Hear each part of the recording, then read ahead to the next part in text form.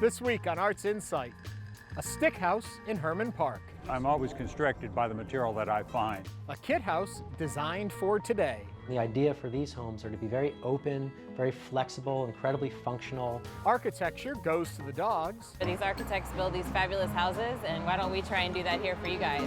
East meets west in Midtown. This is really one of the most unique buildings in Houston. And the house that broke the mold in River Oaks. It's organized around an interior courtyard that the living room opens into. I'm Ernie Manus, and it's all about Houston architecture on this edition of Arts InSight.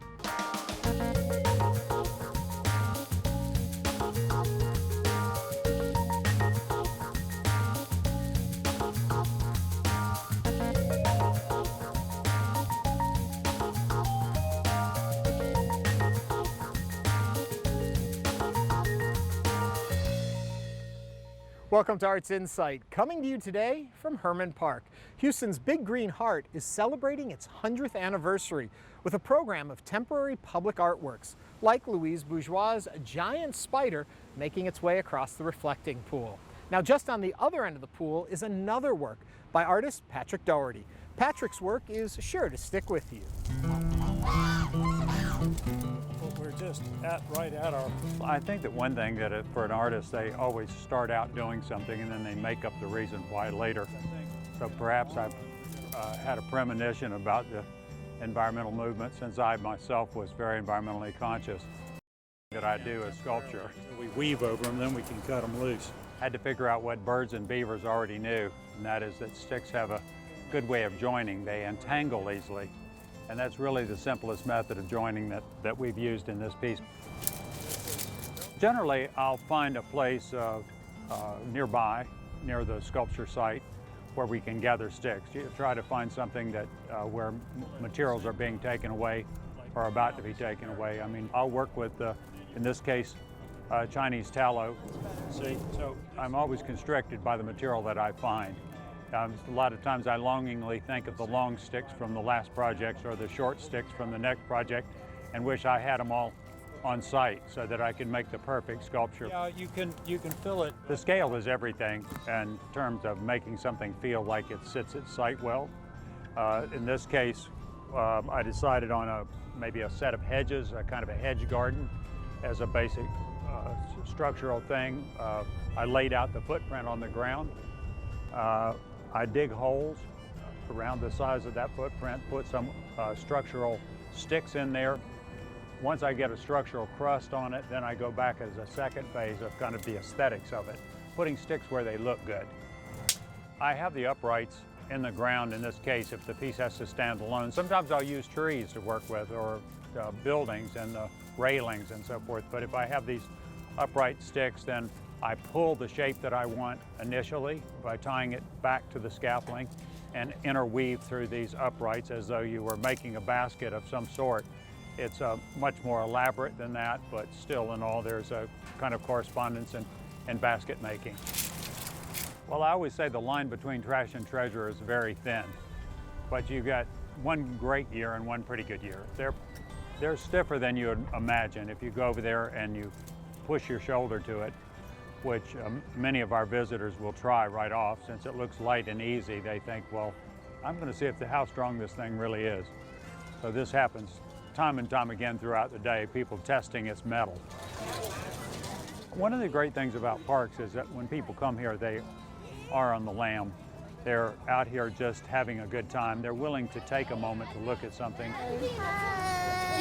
One of the great things about the work is that it's built on site, so there is a kind of visual conversation with those people who walk nearby.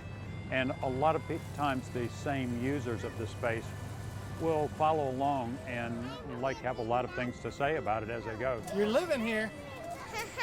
I think my job is to do things that excite the imagination. That, they have to stand on their own without words to describe them per se. And certainly you don't have to talk to the public about it. Each person at their own within their own capacity looks at it in a different way. The stick house is expected to remain on view in the park for a couple of years before it decomposes. Now, art has always been an important element of Hermann Park. And earlier this year, I spoke with Doreen Stoller, the executive director of the Hermann Park Conservancy, about some of the pieces you'll find here. Now, a lot of people look at a park and say, you know, nature has put its own art here with the trees and the landscaping and all of that. Why is it important, though, to put art in the park, do you think? Well, the whole master plan for the park is a work of art in and of itself. It is one thing to have wonderful natural areas of the park, but then you also need these grand public spaces like here along the reflection pool that engender community. And when you bring art in on top of that, it gives people a chance to take a look at a very much loved park in a different way. You get to see it in a different way when you've got art to experience here. To find out about art in the park, like this grouping by artist Sharon Engelstein, visit hermannpark.org. Up next, a Houston architect is reviving an architectural trend that started a long time ago, the kit house. But unlike those kits that were sold through the Sears catalog, these homes have a modern and southern flair. The whole concept of the kit homes stems from designing a well-designed house that has kind of concept of affordability adapted into it. And I think a lot of it has to do with the roots of the old Sears Roebuck bungalows, which were manufactured by components brought to the site by the train. Everything was shipped to site and built right on site, and it's no different from what these kit homes are. What I've tried to do is to kind of create a set of homes that are similar in style, that are traditional in form. They have more of a modern feel and a modern look to them that fits well in some of these older communities, and also utilizes standard building sizes. So when it's built, there's very little waste, and which helps reduce cost. We have several models which kind of allow us to do a 1-bedroom, 2-bedroom, 3-bedroom, 4-bedroom. So we've got multitude of designs that will kind of work for different sites and different types of family sizes. This house is called the Shot Trot. It's 16 feet wide with these little pop-outs. Very narrow, incredibly long. It's 80 feet deep with a front and a back porch, and it's built in one of Houston's older neighborhoods. The name Shot Trot comes from the two vernacular homes, the Shotgun and the Dog Trot House. Both of them have Texas roots. Shotgun homes actually are all through the United States. You have an entry at the front and an exit on the back. Very narrow, very long. The Dog Trot is open in the center of the house. That allows airflow through the center of it. So it's really about these cross ventilations and air movement. These concepts were designed when there was no air conditioning. It is modern on the inside, but it's also modern in the space planning. The idea for these homes are to be very open, very flexible, incredibly functional. They're very modest. The Shot Trot house is only 1,200 square feet, but it feels much larger. And the other thing that's important is that, you know, the idea of being able to open the interior to the exterior. So this whole notion of what is interior and exterior are blended, and you could really kind of bring in the outside to the inside. You know, the 16-foot wide is a very narrow house, and you have to figure out ways of bringing in the proper natural light, vaulting the space to open it up, make it feel a lot larger than it really is. And you do see that. I mean, the one thing that my clients who actually build these homes, they realize that you don't need a 3,000 square foot house. They're incredibly energy efficient. You know, they're smart homes. I mean, I use metal roofs on every one of them. We try to use recycled materials on the inside. You know, and we really think about what's being put inside and also, of course, allow the client to make their choices. People love them. They love the space. They feel like it's a vacation house, like it's something that they're very relaxed in the space. Houston was great for me, and it still is, because I'm here and we were able to build the first few here. We've just built one out in Baton Rouge, Louisiana. We just built one out in Wimberley, Texas in the Hill Country. One was built out in Biloxi, Mississippi through a nonprofit organization that helped with the redevelopment after Katrina. I think we've got to draw on as 2x10s. I've got a small operation. You know, I think everyone wants to expand, and I'd like to have an empire of these kit homes, but the reality is I'm still learning from them, and they're getting better and better as they're getting built. You can find out more about the Shot Trot House at BrettZamorDesign.com. For another take on the dog trot house, we now turn to the annual event called Barkitecture, where some of Houston's top design firms create artsy abodes for our four-legged friends.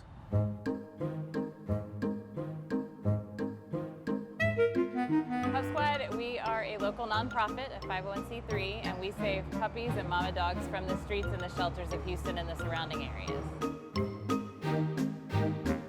Architecture, it was actually an idea of the Green Street marketing director, and he called and said, I saw this amazing event in Austin where these architects build these fabulous houses, and why don't we try and do that here for you guys? And they had a space available, and we've been here ever since. We love what Pup Squad does. We love that they take dogs from shelters, that they take the mama dogs and the puppies. And so Pup Squad actually keeps them in foster homes and adopts them out from there. This is our dog house. I don't have an official name for it. It's just one of those ones that's supposed to bring dogs to new heights. We have our dog dishes up here for food and water so that they can always come up there and just see what's going around. If it gets, a little rainy, we have a nice cozy place, kind of like grass. Well, this dog house to us was something that was a little more unique. It was a combination of a dog house and also furniture. We have basically this infinity loop symbolizing the friendship of man and dog that lasts for infinity was our nickname. There was someone in our office who has a couple Dalmatians, and we thought it would be cute if they kind of modeled the fire truck theme. The proceeds from this one will go to Firefighters Fund of Houston. This is built for 4 legs, a home for dogs rather than people. There's a small bed inside, but there's also a hollow floor. My dog likes to sprawl out, so we decided to leave the floor a little bit open. Every year I've tried to do a dog house that helped with the human-pet interaction. So this one is more of a lounge chair for the owner and a piece of exercise equipment for the dog. So that was kind of the idea. The owner could sit here, relax, read a book, while the dog's sitting here running for fun. They really don't understand the wheel portion, and they just want to sit on the cushion. You always give the architects some boundaries when they are creating their houses, but sometimes they go above and beyond those boundaries. We usually tell people they need to be easily moved and can fit in people's houses or in their yards. But our best in show house the very first year was actually too large to fit in the person's fence, so they had to take their fence out to put it in their backyard. The event raises a lot of money for Pup Squad, which helps us bring in more dogs. We are a strictly volunteer organization. We don't have a single paid staff, so every penny that we raise goes to help pick up more dogs and more puppies and mamas and spay and neuter them and find them adoptive homes. Everyone likes dogs and their pets. I think we can connect with that, but also it helps bring the architecture world together. It's a fun event to see everything that's out here. I mean, there's a lot of great stuff. To see the creativity come together is really cool.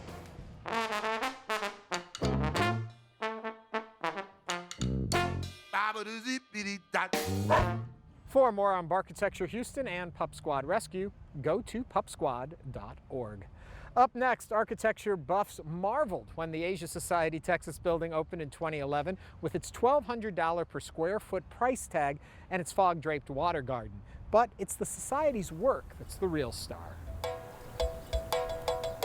The Asia Society was founded in 1956 by John D. Rockefeller with really a mission to build bridges and connect America to Asia.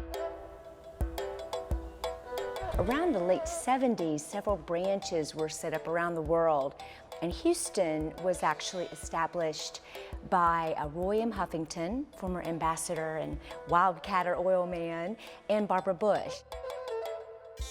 But it was really around 1999, 2000 that our board of directors had the vision to build a home for Asia Society.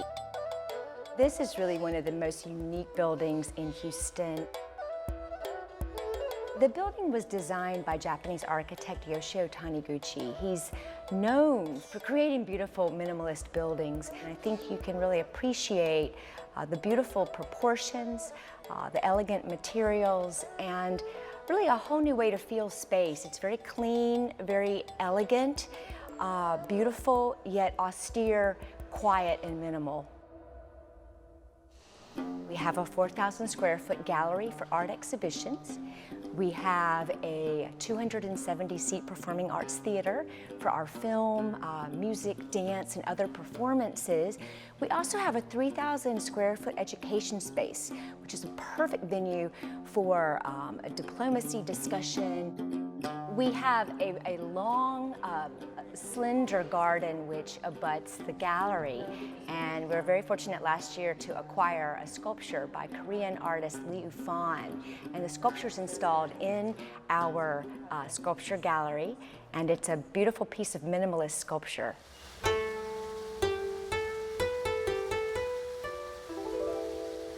Well, one of the unique features about the building is it has a water garden that's on the second floor.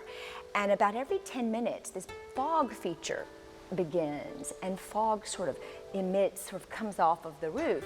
And when you're driving down the street, you don't know that there's a water garden, but you see this fog coming off of something. And so it is a little bit mysterious. Not long after we started running the garden, people would stop their cars and they would say, "There's a fire." And then one afternoon around 5:30, 4 fire trucks pulled up, and they came out fully, dressed in their firefighting garb. And they came up to me, I walked outside, and they said, "Ma'am, you've got a fire." And I said, "No, we don't. Let me show you what it is." So anyway, that was pretty funny.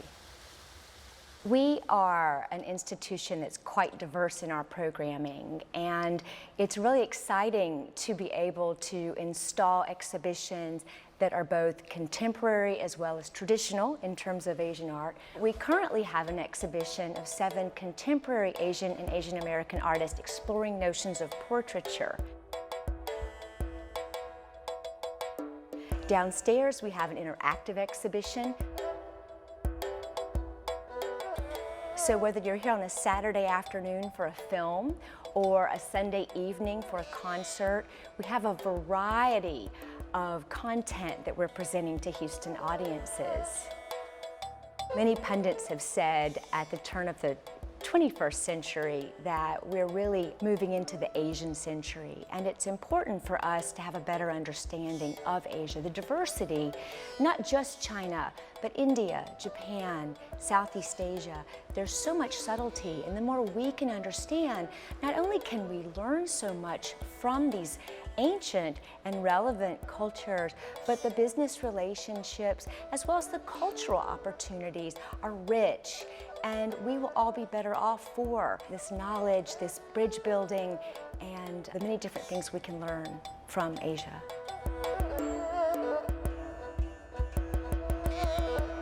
The Asia Society always has interesting exhibits. To find out what's going on now, go to asiasociety.org/Texas. Welcome back to the park. We've moved over to the Metro Rail stop in Hermann Park by Convergence, a sculpture from Rice University's architecture department. Now, one more story. The Menil Collection has enlightened visitors for years, but behind the museum was the woman whose dream was to share this collection with Houston. And for Dominique de Menil, the art of design began at home. It's a romantic story. They met at a ball at Versailles in 1930. She was Dominique Schlumberger. Her uncle and father invented Schlumberger oil fill technologies. They lived in Paris. They met and married. World War II broke out, and they fled Nazi-occupied Europe after working in the resistance. Came to Houston, which was already, by the mid-40s, was already a petroleum center, with 2 children, and had 3 other children once they were here. The Menils asked the artist Mary Callery whom they should hire as an architect, and she recommended Philip Johnson. Johnson was particularly known for building his own weekend house called the Glass House outside New York, which had walls completely of glass. The house was designed and built between 1948 and 1951. It is a house that's sort of set far back from the street, so it was screened from the street. This is a 1-story flat-roofed house. It's organized around an interior courtyard that the living room opens into. It was very, very different from all the houses around it, not only because it was a modern house, but also because it was a fairly modest house. It was the first opportunity that many Houstonians had to experience a modern house, but especially a house with glass walls. And I heard one story from the widow of an elderly architect who came here for a morning tea, and she remembered just being stunned by the amount of sunlight that poured into the house. Philip Johnson was just starting his career when he designed the Menil House. In the 1970s, Philip Johnson's career took off, particularly because of his association with the Houston developer Gerald Hines. Johnson ended up doing work throughout the United States for Hines, as well as for other developers. I am sure they found it a somewhat challenging and fascinating frontier, and they enriched it tremendously. They brought their new ideas in art, architecture, in ways of thinking, human rights. Someone has said that they administered the shock of the new to this part of the world. The art collecting started soon after they married, with her portrait by the great surrealist Max Ernst, who was of course unknown at the time and needing commissions at the time. Her portrait was done. It's a very unusual portrait, as it would be by Max Ernst, and she did not like it. Years later, after returning to Europe after the war, she found where she had put this portrait behind a closet and realized what a great, great painting it was, what an unusually brilliant portrait of her it was. John also bought a Cézanne watercolor in New York City in 1945, I believe, paid $100 for it, brought it back to Houston in a briefcase. And they made great friendships with artists, living artists, Rene Magritte, Andy Warhol, Robert Rauschenberg, Jasper Johns. They collected artists in depth, and they really got to know them personally. And of course, the collection soon outgrew this really rather modest house. John de Menil died in 1973, and Mrs. de Menil then had to decide what she was going to do with the art collection that she and her husband had amassed. She finally decided that she would build a museum in Houston. She interviewed a number of architects before meeting the Italian architect Renzo Piano. She and Renzo Piano hit it off. They were both very serious people, very disciplined, very rational. Mrs. de Menil was extremely focused and very intent on sort of solving the practical problems of designing an art museum. And when Renzo Piano talked about the building that he designed for the Menil Collection, the art museum, he really focused his discussion of his design on his resolution of those practical problems. The Menil Collection is Renzo Piano's first building in the United States. When Mrs. de Menil opened the museum in 1987, her words were, "Houston, this is your museum." And while that's true, it is so much about its neighborhood. It is tucked away in a leafy residential neighborhood, very local, but it is also a global phenomenon. It's a very eclectic collection. It's about making connections between the ancient, the modern, the Western, and the non-Western. It's intriguing to see how much the Menil Collection Art Museum paraphrases the architecture of Mrs. de Menil's house. It's sort of low-slung, flat-roofed. It has the interior courtyards with subtropical vegetation, the dark floors. So in a way, Renzo Piano sort of paid tribute to the Menil house in his design of the art museum. And entering it today is really rather like entering someone's home. And I think that would please her, that people felt that they were entering a home, their home for art. The Menil home is not open to the public, but the museum that de Menil's established is. And it's always free. For more information, visit menil.org. And that's a wrap for this episode of Arts InSight. Come on down to the park and explore all the great things happening for the centennial. And join us again next week for more insightful profiles of artists in Houston and around the country. For all of us here at Houston Public Media, I'm Ernie Manous. Thanks for watching and have a great week.